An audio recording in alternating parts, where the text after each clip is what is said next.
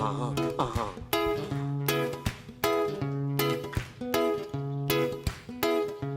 Mama África, a minha mãe. Estamos aqui hoje na SECNEC, conhecendo Francisca Joaquina da Conceição Neto, mais conhecida como Dora de Lagoa Rasa. Conta um pouco mais da sua história e como ela se relaciona com a comunidade de Lagoa Rasa. A minha história, assim, a minha relação com a comunidade de Lagoa Rasa vem desde os meus ancestrais. Porque o meu avô chegou na comunidade ainda solteiro, ele vindo de uma comunidade do Belém, né, no Belém de Brejo Cruz, que chamada Jatobá, essa comunidade. E por isso que a família, lá, a minha família toda, lá na comunidade de Lagoa Rasa, é conhecida como a família do Jatobá. Porque Manuel Benedito, que era o meu avô, veio dessa comunidade e ficou conhecido como Manuel Jatobá. Lá ele casou com a minha avó, Francisca, que veio também de uma comunidade, o nome Lagoa Rasa, lá de mim, e Acho Cavalo, também solteira, para trabalhar lá nessa comunidade, Lagoa Rasa. Porque o meu avô trabalhava como vaqueiro, né, lutava com gado, e minha avó, ela era queijeira. Na época chamavam queijeira porque era quem fazia queijo. Né? Antigamente os queijos eram feitos manual e ela trabalhava com queijo. Então eles se conheceram, casaram-se e construíram a família lá. Meu pai também continuou morando lá, casou. Minha mãe veio de Remígio, uma cidade lá da região de Areias, né? Na época ainda não era cidade, eu acho.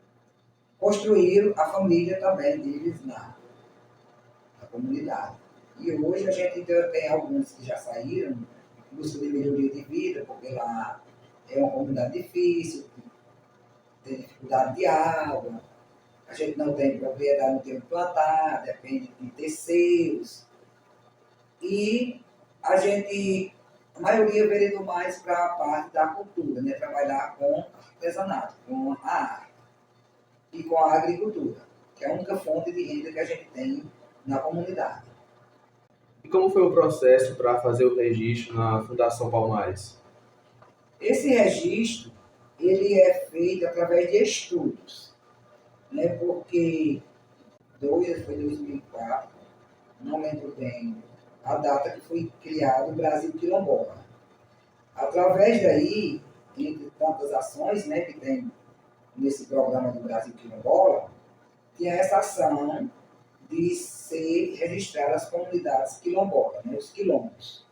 E para uma comunidade ter esse documento, era feito um estudo antropólogo para reconhecer se realmente aquelas pessoas eram descendentes da escravatura, né? Que a gente não considera como escravos, porque o nosso povo não foram escravos, eles foram escravizados.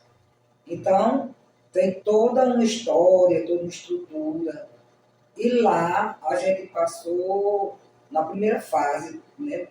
Porque a nossa história realmente tinha todos os indícios exigidos para ser aprovada como quilombola. Porque, como eu já falei, o meu avô, Manuel Jatobá, ele não foi mais escravizado, mas os pais dele foram, né? No caso, meu bisavô, meus bisavós. E o meu avô já nasceu na lei do ventre livre. Então, ele já foi criado na lei do ventre livre. Então, depois de ele adulto, né? Por isso que ele teve acesso à liberdade de procurar direções, trabalhar na parte, ter uma profissão, trabalhar em fazendas, porque o meu bisavô ainda nasceu na lei da escravatura. Então quer dizer que quem fundou a comunidade Lagoa Rasa foi o pai do seu bisavô? Não, a comunidade lá, como associação, né, ela foi fundada por minha irmã Bidia, que ela trabalhava em movimentos sociais. E a gente entrou em 1988 num grupo quilombolas, aliás, um grupo Consciência Negra, porque não existia ainda esse movimento quilombola, existiam os movimentos negros. Então, em 1988, com a campanha da Igreja Católica, que era ouvir o clamor desse povo, que foi em homenagem aos negros, né, o povo negro, pelo centenário da abolição, 1988. A gente criou um movimento, né, organizado por Frei Guimas, que era o pároco da cidade aqui de Capoeira do Rocha, na época, e a gente começou esse trabalho nesse grupo, que era o nome do grupo era o Grupo de Consciência Negra Zumbi, em homenagem aos 100 anos, né, da abolição. Então, a partir daí, a gente começou a trabalhar com movimentos, ter o conhecimento da cultura africana, através de apresentações artísticas, de grupos de capoeira, de uns estudos mais profundos, começou a participar de eventos. Quando foi em 1986, foi fundada a primeira associação na comunidade Lagoa Rasa, como comunidade de agricultores. Mas a gente já trabalhava desde antes, né, como eu falei, que a minha avó já trabalhava nessa parte de fazer queijo, fazia também panela de barro, trabalhava com louça. Algumas das filhas dela, minhas tias, aprenderam a arte de trabalhar com barro. Só que na época não era valorizado, né? As pessoas trabalhavam para necessidade básica. Fazia a louça para cozinhar, raramente vendia uma peça. Naquela época o pessoal trabalhava, não tinha assim, valorização da arte. Então aí foi o início da nossa história. Então, a partir dessa associação, veio essa história do Grupo Quilombolas em Movimento. Nesse caso, qual é o trabalho cultural que a senhora desempenha hoje na sua comunidade e como a senhora chegou até esse patamar? Hoje, eu coordeno o Grupo Quilombolas em Movimento, que é o qual que a gente vai concorrer, né, a esse prêmio. Esse grupo ele foi criado em 2015 com um projeto do IFPB para musicalização quilombola. Feito o projeto, porque a gente já tinha trabalho de artesanato, tinha os jovens lá, que não tinha assim, nenhum sentido, nenhum trabalho cultural, né? Tinha muitos jovens. E através da gente tinha muita vontade de encontrar um projeto, alguma coisa que engajasse esse jovem na luta, né? Na nossa luta, que já tinha essa trajetória de muito tempo, esses trabalhos, né? Dentro da comunidade quilombola. Então, em parceria com o IFPB, foi feito um grupo de musicalização quilombola, que era um trabalho de resgate à cultura, porque até então a gente trabalhava só com o artesanato. Então a gente englobou o artesanato à cultura. E trabalhamos o Grupo Quilombolas em Movimento junto com o grupo de artesanato. A gente trabalhava em grupo junto, né? Mas a função mesmo do grupo foi criado com esse objetivo, de resgatar a cultura.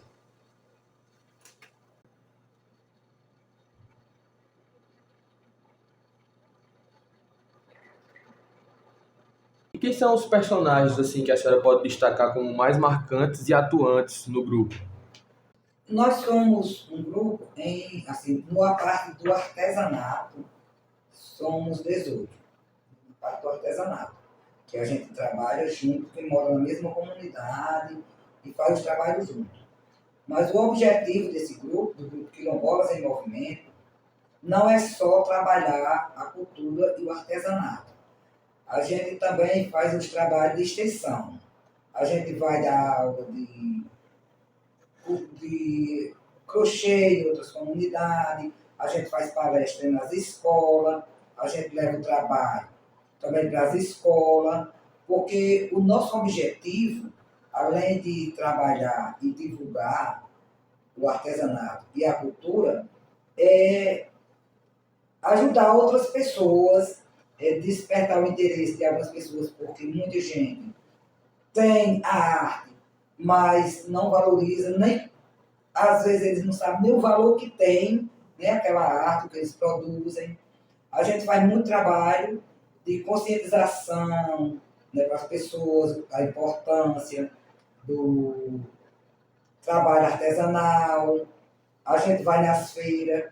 Quando a gente vai participar das feiras, a gente sempre procura levar um trabalho, mesmo das pessoas que não são integrantes do grupo, mas que eles não têm a oportunidade de mostrar, de divulgar o trabalho. A gente pega também, eu levo o trabalho de outras comunidades, porque, enfim, o objetivo real mesmo do grupo Quilombolas em Movimento, como o próprio nome já diz, são quilombolas que têm interesse de trabalhar com um objetivo comum em prol de todos os quilombolas. Mas o nosso trabalho dentro da comunidade é valorizar a nossa cultura, valorizar a nossa arte, né? Aquilo que a gente sabe fazer, a partir do nosso conhecimento. Quem são os líderes do grupo Quilombolas em Movimento? Não, na liderança mesmo tem eu, né, como já me identifiquei, como Dora. Tem Marcos Antônio, que é um menino assim, que ele é bem ligado mesmo, ele participa de todos os grupos, não só do grupo Quilombolas em Movimento, mas ele participa dos Quilombolas do CRAS, porque a gente temos outros grupos, não é só o grupo Quilombolas em Movimento, né? Assim, ele participa de cursos, ele é uma pessoa que busca conhecimento para trazer para dentro da comunidade, porque essa também é uma das nossas funções. Os integrantes do grupo, eles buscam conhecimentos, né, de acordo com as possibilidades dos eventos, de quando tem outros cursos, do Senai, Sebrae, tudo a gente busca esses conhecimentos para trazer para dentro da comunidade. A senhora poderia exemplificar com algum, por exemplo, filhos da comunidade Lagoa Rasa que, através do grupo, conquistaram sua carreira artística? Sim, como eu já falei, o objetivo do grupo é trabalhar em prol de melhoria para a comunidade, de resgatar, né, essas pessoas que têm os seus talentos e às vezes eles nem sabem o valor que tem aquele talento, não sabem como desenvolver. E a gente temos vários exemplos, assim, mas para mim, no ponto de vista, o mais importante, né, desse grupo Quilombolas em Movimento, principalmente na musicalização, é que através desse grupo, tem um dos integrantes, né, que era o vocalista, descobriu o interesse pela música e começou a cantar no grupo, depois assim, em eventos. Qual é o nome dele? E Jean.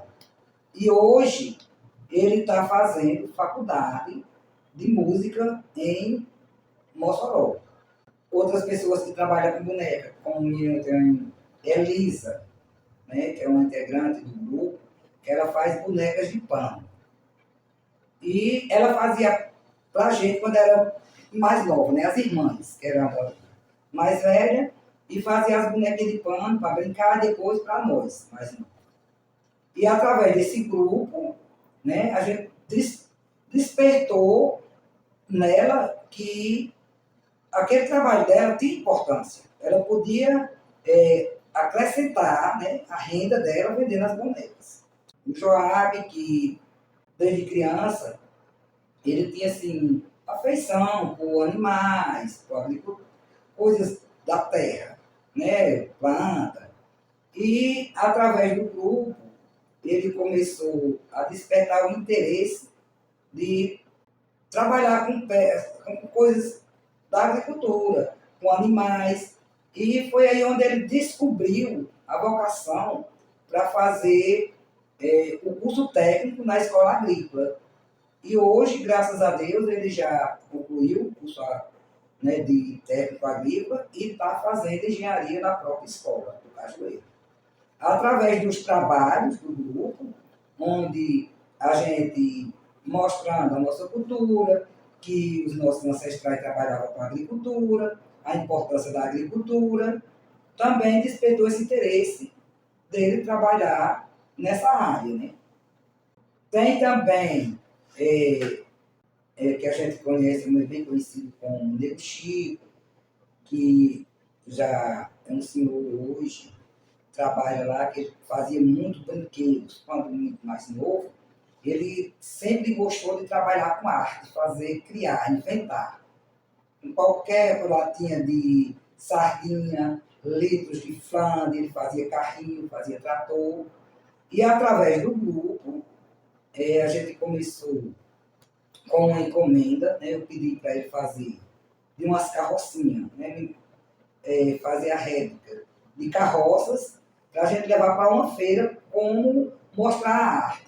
Era um evento que a gente ia fazer no Centro de Cultura aqui em Catolé, que ia falar sobre os transportes, como é que as pessoas se locomoviam. E ele fez o carro de boi e a carrocinha. A partir daí ele começou a receber encomendas, né, com aquelas réplicas para esses aniversários, para festas que o pessoal faz com tema de fazenda. E aí também foi onde ele descobriu que a arte dele tinha valor. Ele podia ganhar dinheiro com a arte. E a gente foi descobrindo aos poucos e até que chegou ao ponto de, vamos formar um grupo e trabalhar todo mundo junto, arrecadar recursos, né? Tentar fazer parceria, tentar conseguir patrocínio e todo mundo trabalhar junto e participar de feiras, já valorizar mais o nosso trabalho. Vamos botar a exposição em feiras.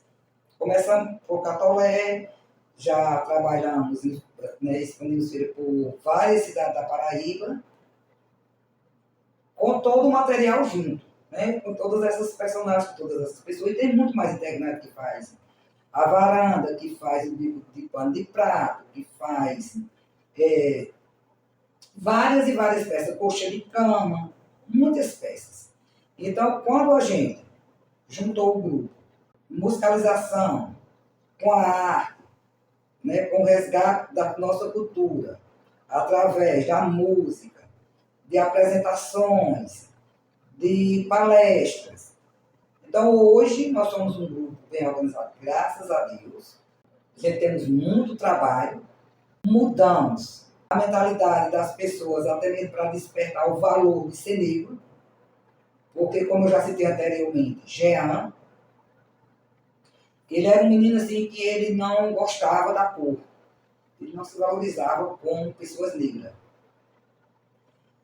E ele, além de ter despertado o interesse da música, ele despertou também o valor como ser humano, que ser negro não era ser inferior, era apenas um ser diferente. E assumiu, por mais de 2 anos, a presidência da comunidade quilombola. Ele foi a eventos em Brasília, representar a comunidade quilombola como negro. Hoje ele veste abadá, hoje ele usa bolha, hoje ele se caracteriza mesmo como uma pessoa negra e se valoriza. Quer dizer, é apenas um exemplo, né? Já é um pouquinho da comunidade, porque é uma pessoa que a gente acompanhou desde criança. Mas a gente também já fez esse trabalho com muitas outras pessoas. Porque tem pessoas que, pelo fato de ser negro, eles se sentem muito inferior. Mas a gente tem esse trabalho de conscientização, de valorização da cultura, da personalidade da pessoa, valorização, né, do nosso ser interior, porque a gente é um ser igual a qualquer outro, a nossa cor, a nossa cultura, nada disso é assim um objeto que se envergonha, ao contrário, é uma coisa que nos valoriza, é uma coisa que a gente tem que resgatar mesmo. preservar a nossa cultura, valorizar. A senhora pode comentar um pouco sobre como essa questão étnica se relaciona com a questão quilombola? Essa questão de etnia é diretamente ligada, né, à questão quilombola. Porque ser negro é etnia, né? A gente sabe que ser negro é etnia. Ser quilombola, não. Ser quilombola é tipo. Eu posso ser negra e não ser quilombola. Eu posso ser quilombola e não ter a pele escura. Porque, assim, na etnia negra é que tem pele escura. Já na questão quilombola, quilombola é aquelas pessoas que têm um objetivo de fazer o trabalho, o resgate, a valorização da cultura, porque a palavra quilombo se origina de um local na mata, né, um local reservado, onde os negros se refugiavam, depois de fugir das senzalas, dos castigos, né, dos senhores. Eles formavam tipo uma tribo, né? Porque é mais estudado, tem mais conhecimento na sociedade, tribos, né, de índios. Então, é só uma comparação para que se entenda o que é o quilombo. O quilombo, os negros fugiam das senzalas, procuravam um local mais escondido possível, de preferência nas serras, e começavam a se juntar para lutar pela libertação, né? Pela libertação dos escravos que estavam na senzala. Então, eles se organizavam e invadiam as outras senzalas, fazendas, para resgatar cada vez mais. E iam se organizando nessas áreas. Então, quando foi criado o programa Brasil Quilombola, foi nesse sentido. Só que não era mais o Quilombo na Mata. Eu acho que todos conhecem a história do Quilombo dos Palmares. Porque o Quilombo dos Palmares foi o maior quilombo no Brasil, onde tinha o seu representante, que era Zumbi. Porque também foi um guerreiro que resgatava essas pessoas, né, que eram escravizadas. Então, daí começou a surgir os quilombos. Com o programa Brasil Quilombola, foi para resgatar exatamente essas pessoas que são hoje descendentes daqueles que fugiram de senzalas, onde existe uma história de pelo menos uma pessoa negra que vem dessas pessoas, desses ancestrais que tiveram aquelas histórias do quilombo. As pessoas brancas também se relacionam com essa história? Não, eles não estão relacionados à história. Mas tem pessoas que têm a pele branca, mas que tem um avô, que tem um tio, que tem alguém, né, que foi ligado a essa história, que era uma pessoa negra, que foi descendente desses ancestrais, dessa história, que a gente sabe que hoje a gente mora num país miscigenado. Tem pessoas que ela tem a pele branca, mas que também tem um histórico de pessoas negras na família. E ela se identifica como quilombola. Então, essa pessoa, ela pode e é aceita dentro das comunidades quilombolas. Em 1500, já começou o tráfico escravagista, né? Que durou por mais de 300 anos. Então, quando foi no ano já de 1880, né, já existia quilombo, mas a luta mesmo começou depois de 1880. Foi quando começou o movimento, os negros já começaram a se conscientizar, mas assim, a querer se libertar. E essa luta perdurou por mais de 80 anos, porque foi aí onde veio as falsas leis. Veio a lei do ventre livre, depois veio a lei do sexagenário, até chegar à lei da abolição. Porque a lei do ventre livre não libertava. Era uma farsa dos senhores de engenho, já devido a essa luta que existia pela libertação, os próprios negros e até mesmo filhos de fazendeiros já estavam se engajando nesse movimento. E eles criaram a lei do ventre livre. Quem nascesse, depois daquela lei, não era mais escravo. Era essa palavra que eles usavam na época, escravo. Mas como uma criança era livre ao nascer, para onde essa criança ia? Como ela se mantinha? Então, os senhores de engenho recebiam uma quantia do Estado para cuidar daquela criança.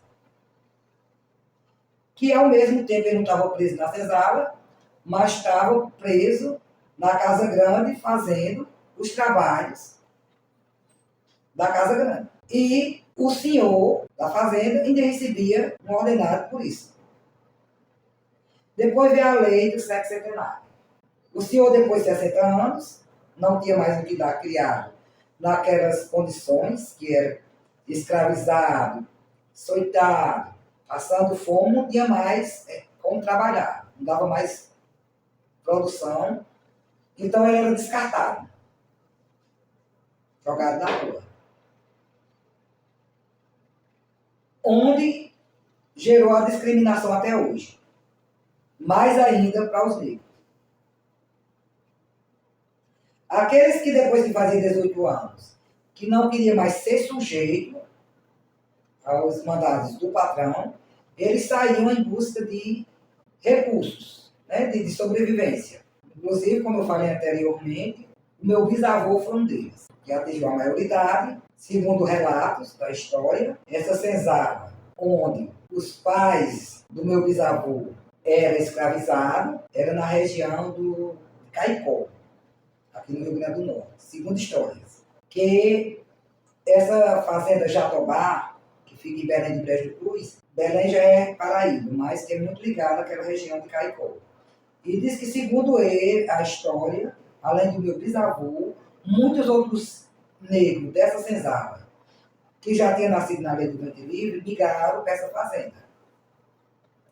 Porque lá vieram também, segundo a história, aqui para o Palim, em Catolé do Rocha.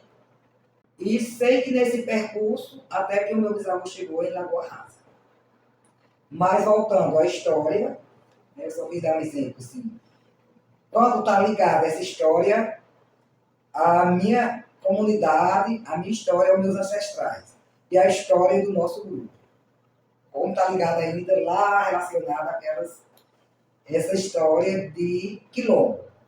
Então, só para concluir, há quanto tempo o grupo existe, desde as suas primeiras atividades, e por que, falando em nome do grupo, a senhora quer receber o recurso da Política Nacional de Blanc e como é que esse recurso vai influenciar na sua comunidade e no seu grupo e nas pessoas que a senhora lidera?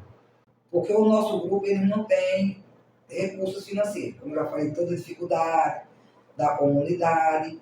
E esse prêmio vai engrandecer muito o nosso trabalho.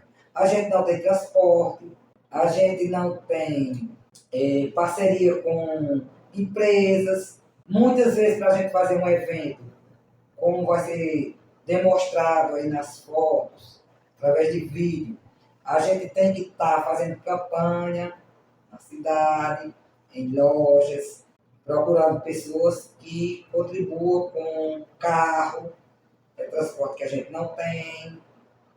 E isso daria uma sustentabilidade bem forte ao grupo para comprar material, né, os materiais necessários, para a gente produzir mais, para a gente ter até como concorrer, principalmente quando uma pessoa trabalha, por exemplo, produz uma mesma peça, e aquela peça está exposta numa grife.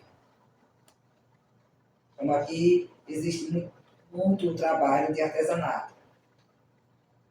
para as pessoas que estão produzindo lá no sítio e bota na feira. A valorização daquela peça é bem mais alta. Mas a compra do material, quando a gente vai comprar material para trabalhar, é o mesmo custo. Né? Então, para a gente concorrer, competir com essas pessoas, fica bem mais difícil. Quando a gente ganha um prêmio como esse, a gente tem condições de comprar o material em grosso.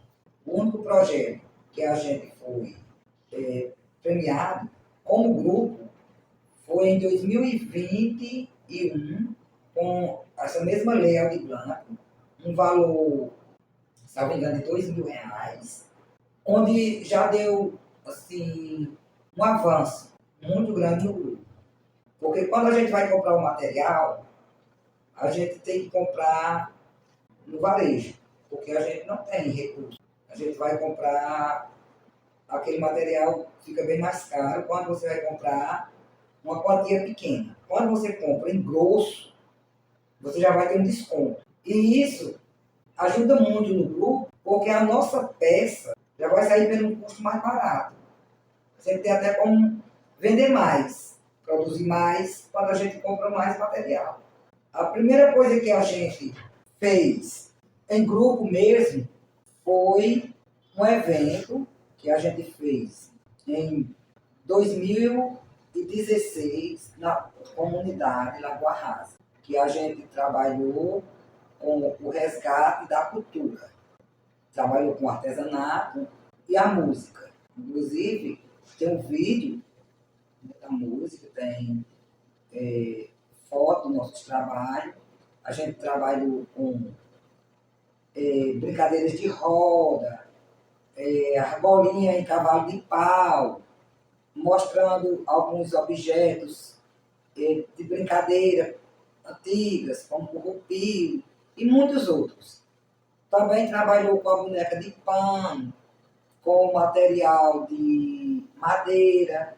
O grupo Quilombolas em Movimento, que foi criado com o projeto da musicalização quilombola, em 2015, a gente trabalhava com o resgate da cultura e da arte. E caminhava junto, né? Eram dois grupos distintos, mas com o mesmo objetivo, trabalhava com o IFPB. A gente fizemos vários eventos juntos, né? O primeiro foi esse na Lagoa Rasa, comunidade. Depois, em 2017, a gente fez um na praça,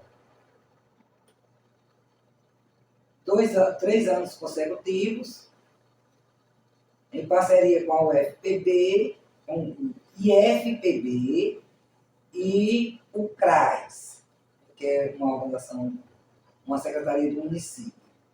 A gente fizemos também esse trabalho com a música e o artesanato. E várias feiras que a gente participou, trabalho em escola, com o grupo, né, de musicalização, apresentação nas escolas. Aí, a partir de 2021, que foi quando a gente recebeu esse recurso, a Lei Aldir Blanc, os meninos da música, né, o grupo não existia mais como música, porque alguns foram trabalhar fora, devido à dificuldade que a gente tem na comunidade, de emprego, de trabalho para os jovens, principalmente para as mulheres, que têm que se deslocar da comunidade 12 quilômetros para trabalhar de doméstica na cidade. Aí a gente está trabalhando só com o artesanato desde 2001. Porque a gente se reúne só final de semana, cada um leva seus trabalhos para suas casas, para fazer nas suas próprias casas. E aí a gente participa das feiras. E assim, ultimamente, eu participei do salão de artesanato em João Pessoa, das feiras das artesãs, no Salão de Artesanato em João Pessoa, com os artesanatos do Grupo Quilombolas em Movimento. E já participamos de vários outros eventos. Eu queria agradecer a presença da senhora e o convite para estar aqui, conhecendo sua história, conhecendo um pouco mais sobre o povo quilombola aqui em Catolé do Rocha, aqui na nossa região, na Paraíba. Só para a gente encerrar, a senhora quer fazer alguma consideração final?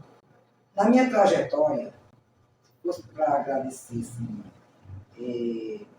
por cada pessoa que contribuiu para a minha história que eu chegasse até aqui e para ter capacidade de hoje ministrar um grupo de artesanato, como a gente já ministrou, acompanhei o grupo da musicalização quilombola.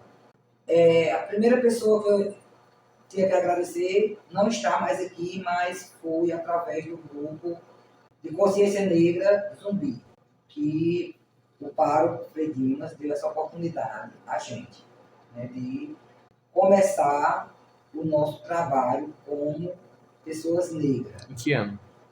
Em 1888. E seguir essa trajetória até hoje. Muitas pessoas que contribuíram, mas hoje eu agradeço a cada membro do grupo que, como eu falo, né, eu sempre digo que ninguém é ninguém sozinho. E nenhum grupo é formado por várias pessoas. Porque quando a gente se une a um grupo, torna-se um corpo, onde cada membro é apenas uma peça desse corpo. Então, quem está nessa entrevista não é Dora. Quem está nessa entrevista é todas as pessoas que fazem parte desse grupo. Porque a gente ministra, mas a gente ministra aquilo que todas aquelas membros do grupo decidiram. A gente não pode dizer eu quando se trabalha com grupo. A palavra eu, ela é anulada. E a primeira coisa que a gente tem que ter a consciência para se trabalhar com o grupo é que o único pronome que existe é nós. Eu agradeço a cada membro do grupo, agradeço pela oportunidade que Henrique me deu de estar aqui fazendo essa entrevista comigo. Agradeço as secretarias municipais que têm nos ajudado, contribuído para o crescimento do grupo, porque quando a gente vai fazer um evento, quando a gente vai mostrar os nossos trabalhos, a gente depende muito das secretarias municipais, a gente depende de amigos que contribuem, né? Como eu já falei, o grupo não tem recurso. Tem muitas pessoas que contribuem no comércio. E, enfim, agradecer a Deus, porque sem eles não somos nada. Se estamos aqui é pela infinita misericórdia dele. Mas, quanto grupo, eu tenho que agradecer a cada membro, a cada oportunidade que eles me deram de levar o nosso trabalho, de mostrar o nosso trabalho. A minha mãe é mãe solteira de guiê e tem que fazer mamadeira todo dia, além de trabalhar como empacotadeira nas casas Bahia. Mama África, a minha mãe é mãe solteira e tem que fazer mamadeira